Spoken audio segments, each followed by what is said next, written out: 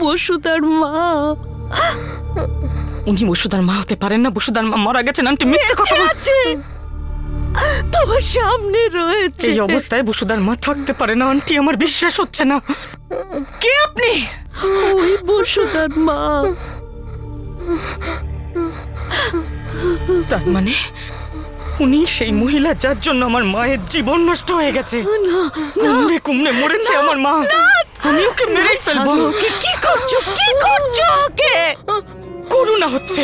তোমার করুণা তোমার কাছেই রাখো বেদিকা। শালিনীর এই অবস্থা তোমার বাবা করেছে। আমার বাবা? হ্যাঁ, তোমার বাবা ধীরেন্দ্র রায় সিংহানিয়া। ওর এই অবস্থা ধীরেন্দ্র রায় সিংহানিয়াই করেছে। আমার বাবা অনেক পাপ করেছে আন্টি। কি করেছে, কি করেছে আমার বাবা? ও শালিনী, গত 30 বছর ধরে ওর এই অবস্থা। এই কথাটা আমি সবার কাছ থেকে লুকিয়ে রেখেছিলাম, এমনকি আমি সুশান্তকেও বলিনি। না না না না না না, কিছু হবে না, কিছু হবে না, একদম নয়, কিছু হবে না। শালিনী, না কিছু হবে না। চুপ কর। এদিকে, হ্যাঁ চলুন। কিচ্ছু হবে না, কিছু হবে না, কিচ্ছু হবে না। হ্যাঁ, আস্তে আস্তে। হ্যাঁ, ওঠ, আয় এদিকে আয়। কিচ্ছু হবে না, দেখে দেখে। কিচ্ছু হ্যাঁ, হবে না, কিছু হবে না। চলুন চলুন। 30 বছর ধরে কিচ্ছু হবে না। আস্তে। 30 বছর ধরে ওনার এই অবস্থা? গত 30 বছর ধরে ওর এই অবস্থা। ওর আমি বন্ধু, কিন্তু মায়ের মতো ওকে সামলে যাচ্ছি। আর আমার সাথেও গরিমাও কানপুর থেকে এসেছিল। আমার অনুপস্থিতিতে ও শালিনীর দেখাশোনা করে। তুমি তো ওকে শুধু মাত্র কয়েক মুহূর্ত আগে দেখলে, আর এই দেখেই করুণা হচ্ছে। আমি গত 30 বছর ধরে ওকে এই একই অবস্থায় দেখছি। আমার বাবা খুব খারাপ মানুষ আমি জানি, কিন্তু আমি এটা বুঝতে পারছি না যে বাবা এমন কি করেছিল যার জন্য ওনার আজ এই অবস্থা হয়েছে। মানুষ বড় অদ্ভুত জীব বেদিকা। ইচ্ছে করলে সে ভগবানের চেয়েও উপরে উঠতে পারে, আর না হলে জানোয়ারের থেকে অধম হয়ে যায়। শালিনীর সাথে এটাই হয়েছে। শালিনীর সত্যিটা জানতে চাও? সত্যি জানতে হলে ভীষণ মনের জোর দরকার বেদিকা। আছে? তা তো আছেই আন্টি, বলুন। তবে শোনো, 30 বছর আগের কথা। সুশান্তর বাবার সাথে বিয়ের পরে কানপুরে এলাম। শালিনী মালহোত্রা আমাদের প্রতিবেশী ছিল, স্কুলে পড়াতো, আর পড়ানোর সাথে সাথে খুব ভালো কবিতাও লিখতে পারত। আর ওর কবিতা জীবনের সেই আঁধার ঘন মুহূর্তগুলোকে উজ্জীবিত করত, যে বিষয়গুলো আমরা শুধু শুনেই এসেছি কিন্তু কখনো জানিনি। স্কুলের কাজের পর শালিনী ওর বাবা শ্রী প্রতাপ মালহোত্রার সমাজসেবী সংস্থার সঙ্গিনীর কাজেও সাহায্য করত। প্রতাপ মালহোত্রা একজন ভীষণই সৎ, সরল, সাদাসিধে আর নিষ্ঠাবান সমাজসেবী ছিলেন। নিজের পরিশ্রম দিয়ে উনি সঙ্গিনীকে কানপুরের একটা ছোট এলাকা থেকে শুরু করে দেশের কোনায় কোনায় তার শাখা খুলেছিলেন। এমনকি সঙ্গিনীর সফলতা রাজনীতিবিদদের মনেও আলোড়ন তুলেছিল। সঙ্গিনী আরও একটা কাজ করত। অন্য শহর থেকে যেসব মেয়েদের ভুলিয়ে ভালিয়ে এখানে নিয়ে এসে বেশ্যাবৃত্তিতে নামানো হতো, তাদের উদ্ধার আর পুনর্বাসন। সিনহা তখন ছোটখাটো একটা কাউন্সিলর ছিল। ও সেই সব মেয়েদের যারা ভোগ করত তাদের সুরক্ষা দিত, আইনের হাত থেকে বাঁচাতো, আর তার বদলে ওর ভাগ আদায় করে নিত। প্রতাপ মালহোত্রা ওই লোকগুলোর জন্য আর সিনহার জন্য বাধা হয়ে উঠেছিল।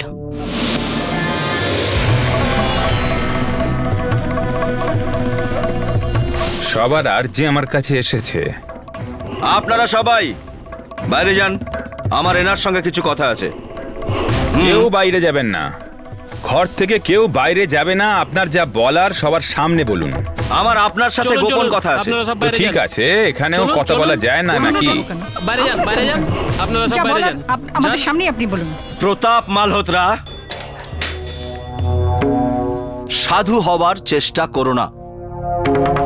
সবাইয়ের সাথে মিলে মিশে থাকতে শেখো, কারণ তুমি যদি আমার পেছনে লাগতে আসো তাহলে আমিও কিন্তু তোমাকে কিছুতেই ছাড়বো না।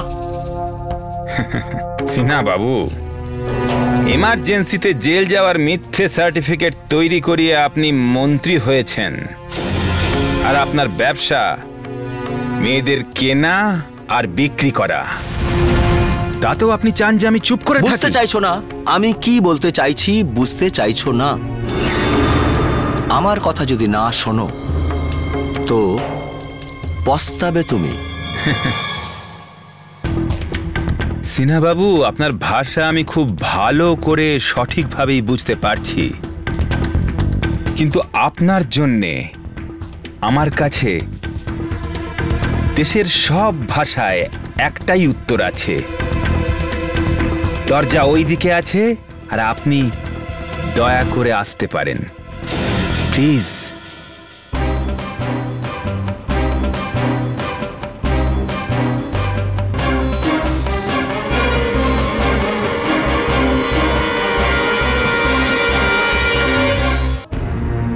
এই সিনহা তখন থেকেই তোমার বাবার বন্ধু ছিল।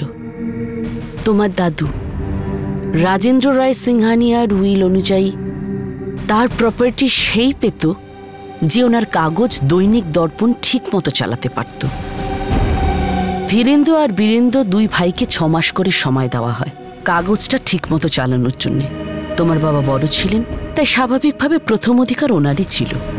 5 মাস পেরিয়ে গেছিল, কিন্তু তোমার বাবা দৈনিক দর্পণ ঠিক মতো চালাতে পারছিল না, বরং দৈনিক দর্পণের অবস্থা দিনে দিনে আরও সঙ্গীন হয়ে যাচ্ছিল। যেখানে এমার্জেন্সি আর সেন্সেশন ওঠার পরে অন্যান্য কাগজগুলো উন্নতি করছিল। আমার স্বামী মানে সুশান্তর বাবা নিজেও একজন রিপোর্টার ছিলেন, তাই জন্য আমি ভেতরকার খবর সবসময়ই জানতে পারতাম। 1 মাস বাকি ছিল, তোমার কাকা তোমার বাবার কাছে নিজের অধিকার চাইল। দাদা, আমার মনে হয় না 5 মাসে যে কাজটা তুমি করতে পারোনি, বাকি 1 মাসের মধ্যে তুমি সেটা করে ফেলবে। আমাকে 6 মাসের ভাগটা দিয়ে দাও, আমাকে একবার সুযোগ দাও, আমি এটা আকাশে পৌঁছে দেব। মাটিতেই থাকো বীরেন্দ্র, মাটিতেই থাকো। সফলতার আরেক নাম ধীরেন্দ্র রায় সিংহানিয়া, আর আমি এটা প্রমাণ করেই ছাড়ব। আমি দৈনিক দর্পণকে একটা নতুন রূপ দান করব, একটা নতুন পরিচিতি দেব, আর জগৎকে দেখাবো যে মিডিয়ার ক্ষমতা কি হতে পারে। একদিনেই পৃথিবী ওলটপালট হয়, একদিনে। আমার হাতে পুরো 1 মাস আছে। তুমি কিন্তু আমাকে অধিকার থেকে বঞ্চিত করছো দাদা। আমিও রাজেন্দ্র রাজ সিংহানিয়ার ছেলে, আমিও দেখবো সময় তোমায় কতটা সাহায্য করে। একদিন না একদিন আমি আমার অধিকার নিয়েই ছাড়বো। যাক। বীরেন্দ্রের ধমকির পর তোমার বাবা ভেবেছিল যে ওই এক সিনহাই আছে যে তাকে সাহায্য করতে পারে, আর সে বোম্বাই থেকে কানপুর চলে এলো। তুমি তোমার ভাইয়ের জন্য বিব্রত, আর আমি ওই প্রতাপ মালহোত্রার জন্য বিব্রত। হ্যাঁ, তোমার তো ওর সাথে অনেক আগে থেকেই আদার কাজ করার সম্পর্ক। আরে হবে না কেন বলো তো? পয়সা রোজগারের সব রাস্তাও বন্ধ করে দিয়েছে। শালিনীর সাফল্য একেবারে বিগড়ে দিয়েছে ওর মাথাটা।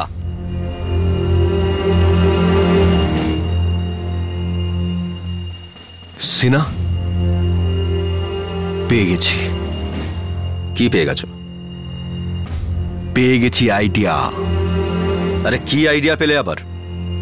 আমাদের দুজনের দুশ্চিন্তার সমাধান আমি পেয়ে গেছি। কি সেটা? হাত মেলাও। আরে প্রথমে বলো তো কি সেটা। আরে হাতটা মেলাও না।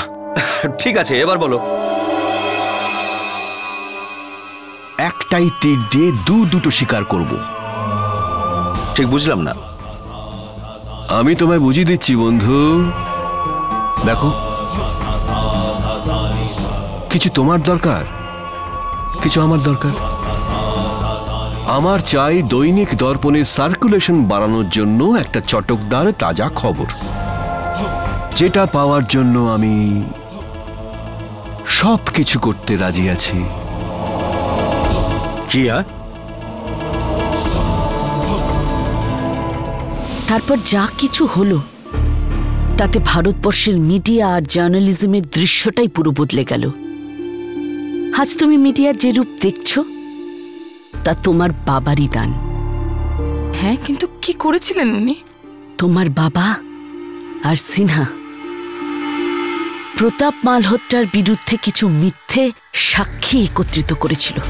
এটাই যে সেই প্রতাপ মালহোত্রা যে মেয়েদের বাঁচানোর নাম করে নাকি মেয়েদের বিক্রির ব্যবসা করতেন। মেয়েদের দালালরাও এদের চাপে পড়ে মিথ্যে সাক্ষী দিয়ে দিয়েছিল।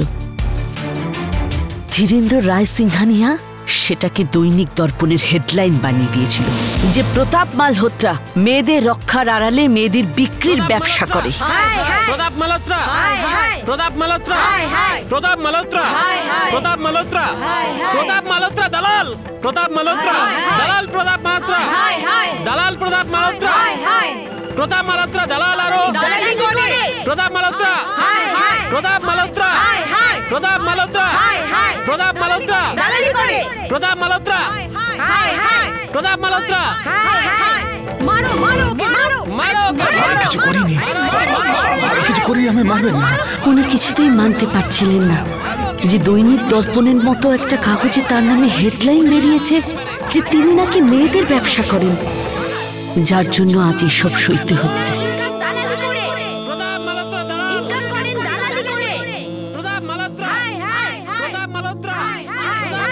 প্রতাপ মালহোত্রার মতন সম্মানীয় ব্যক্তির কাছে এই অপমানটুকু যথেষ্ট ছিল। ওনার সঙ্গে যা কিছু ঘটেছে তা উনি মেনে নিতে পারেননি। শালিনী ওই দিন স্কুলের বাচ্চাদের নিয়ে স্টাডি ট্যুরে বাইরে গিয়েছিল, আর যখন ও ফিরল তখন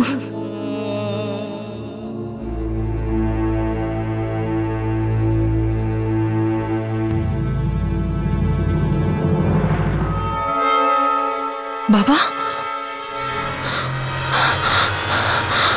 বাবা,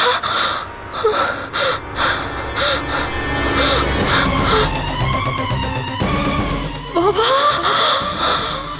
বাবা, তুমি এভাবে ফেলে চলে গেলে আমাকে বাবা।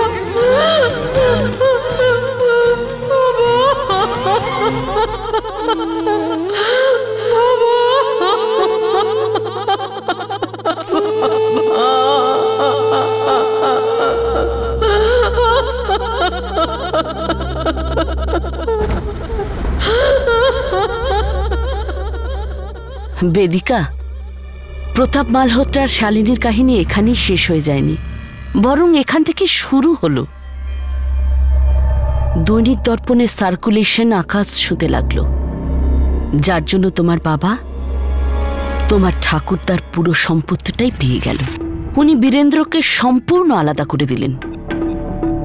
আর অন্যদিকে সিনহা সিনহা এত বড় স্ক্যান্ডেলের রহস্য ভেদ করে দিয়েছে বলে সেই জন্য এমএলএ টিকিট পেয়ে গেল। ধীরেন্দ্র চাল সফল হয়ে গেল। এদিকে শালিনী ওর বাবার শেষকৃত্য সম্পূর্ণ করছিল, আর অন্যদিকে তোমার বাবার বাংলোর সফলতার রঙিন ফোয়ারা ছুটছিল। নাও, আনন্দ করো, নিজের শরীরকে বাঁচিয়ে খাও, নিজের পেট বাঁচিয়ে খাও। নাও, খাও খাও খাও। সিনা, চলে এসো। ধীরেন্দ্র, এ তো তোমারই ভাই। তো তো অন্তত পক্ষে লোক দেখানোর জন্য হলেও একটু ভালোবাসা তো দেখাও। এদিকে এসো। সিনা আমার কাছে সেই সম্পর্কে গুরুত্ব পাবে যার থেকে আমার কোনো স্বার্থ জড়িয়ে থাকবে। ফালতু সম্পর্কদের আমি গলার ফাঁস বানিয়ে রাখতে চাই না, বুঝেছো? কিন্তু নিজের স্বার্থের জন্য অন্যের গলায় অবশ্যই ফাঁস লাগাতে পারো।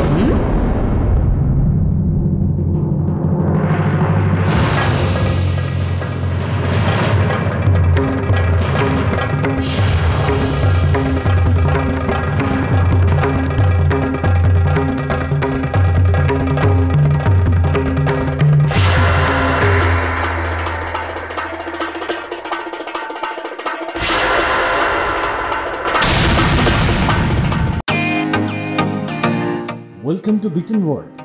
How may I assist you? নতুন ফ্ল্যাটের জন্য একটা স্ট্যান্ড ফ্যান আর কুলার নেব। এই পচা গরম থেকে একটু স্বস্তি চাই। বাজার চলতে সব ব্র্যান্ড আর ভরসাযোগ্য নয়। তার জন্য তো আমাদের ফ্যান আছে, all purpose bullet table fan, ceiling fan. আমাদের সিলিং ফ্যান কিন্তু 30 মাসের ওয়ারেন্টি সহ পাওয়া যায়। আছে ফারাটা 2 বছরের ওয়ারেন্টি, 17 থেকে 20 মিটার এয়ার ফ্লো, মধ্যবিত্তের সাধ্যের মধ্যে একমাত্র ভরসাযোগ্য ব্র্যান্ড বিটেন। আমাদের কুলারের কিন্তু অনেক range, 45 litres, 50 litres, 70 litres, 90 litres, 110 litres. Honeycomb সহযোগে বিটেনের সব কুলারের ওয়ারেন্টি 1 বছর। চেনা হাওয়ায় অচেনা অনুভূতির জন্য একমাত্র আদর্শ বিটেন। গরমে স্বস্তি পেতে বিটেনের ফ্যান হোক বা কুলার, আজই আনুন বাড়িতে। Beaten, digitally yours.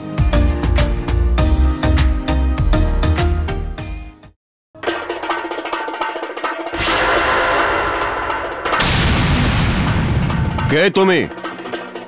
রায়সিংহানিয়া, অন্যের লাশের উপর নিজের উন্নতির প্রাসাদ বানাতে তোমার বিবেকে বাঁধে না। অন্যের কষ্টের আগুনে নিজের স্বার্থের রুটি সেঁকতে তোমার এতটুকু আটকায় না। নিজের দৈনিক দর্পণ ছাপতে পেনের কালি নয়, বরং অনেক মানুষের রক্ত ব্যবহার করেছ তুমি। কে তুমি? তোমাকে ভেতরে ঢুকতে বাদিল কে? আমি তোমার জন্য জম। আমি সেই সৎ মানুষটার মেয়ে যাকে মিথ্যে সাক্ষী দিয়ে ফাঁসিয়ে আত্মহত্যা করতে তুমি বাধ্য করেছ। আমি শালিনী মালহোত্রা। খুব ভালো হয় যদি নিজের মনের মধ্যে এই নামটা খোদাই করে নাও, কারণ যতদিন তুমি বেঁচে থাকবে এই নামটা তোমায় চরম কষ্ট দেবে। তুমি কি জানো তুমি কার সামনে দাঁড়িয়ে কথা বলছো? শুধু মহিলা বলে আমি এইসব ফালতু কথাগুলো সহ্য করছি, কিন্তু আমারও সহ্যের একটা সীমা আছে। কিন্তু তোমার শয়তানের কোনো সীমা নেই। এই সিনহার মতো একটা দালালকে তুমি দেশপ্রেমিক সাজাচ্ছ। জনতার চোখে তুমি ধুলো দিতে পারবে না। আমি তোমার সমস্ত কুকর্ম ফাঁস করে দেব। অসভ্য মহিলা, তুই আমাকে ভাবিস কি? সিনহা, তোমার সঙ্গে আমি পরে কথা বলবো। এখন এই শয়তানের শয়তানি আমি ওরই আত্মীয়দের সামনে সব ফাঁস করে দেব। তুমি উন্নতির শিখরে উঠেছ তোমার এই সিনহার দৌলতে, কিন্তু সেখান থেকে তোমায় টেনে নামানোর দায়িত্ব এই শালিনী মালহোত্রার। এই মহিলার এত বড় স্পর্ধা!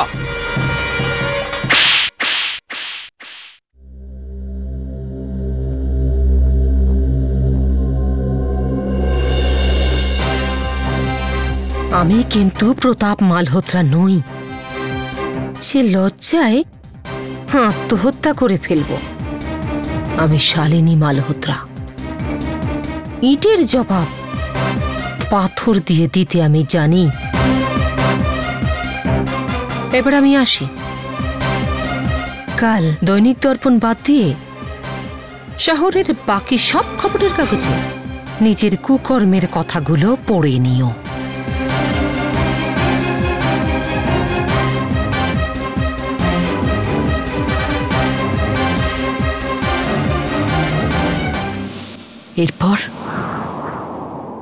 এরপর ধীরেন্দ্র যা করল তাতে পৃথিবী নড়ে উঠল, ব্রহ্মাণ্ড কেঁপে উঠল। যেই ধীরেন্দ্রকে বসুধা দেবতার আসনে বসিয়েছে সে তো কখনো মানুষই ছিল না। কিন্তু সেই রাতে ধীরেন্দ্র সব সীমা পার করে দেয়, শয়তানিকে এমন পর্যায়ে নিয়ে যায় যেখানে শয়তানও যেতে ভয় পাবে।